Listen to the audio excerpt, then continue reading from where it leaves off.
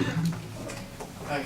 I'm sure everyone in here has had that moment in their life when you're either at like a family event and say there's not food and you're hungry and there's nothing you can do about it. You're just gonna have to sit there and struggle. Like, I'm very hungry right now. I have not eaten breakfast or anything. That's not me, it's all my fault. And my quote is, I've known what it is to be hungry, but I always went right to a restaurant. And this is from Lardner. I see this quote as a sign for people that get to just go eat right when they want to. They have the money to, or they're too lazy to put in the work to make a meal for themselves. This relates to people of struggle, that there wasn't always food on the table, and they didn't have the money to get the food on the table.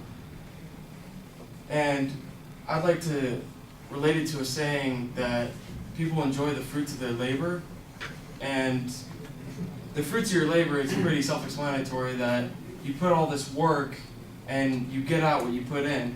And the only way for some people to eat is if they're constantly working. And this quote shows that some people are dealt a better hand in life, and they don't have to work as much for what they do. So I'd like to just end this that always be grateful for what you have, and always work harder for what you can have. That's it.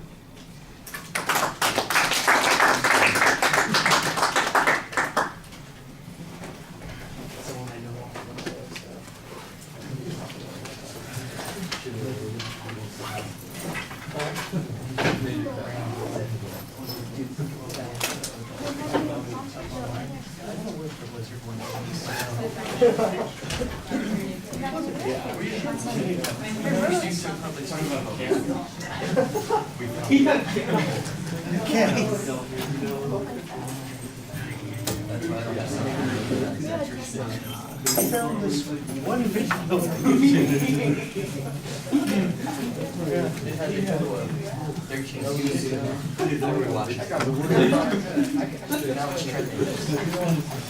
You're not sure you're working here anymore.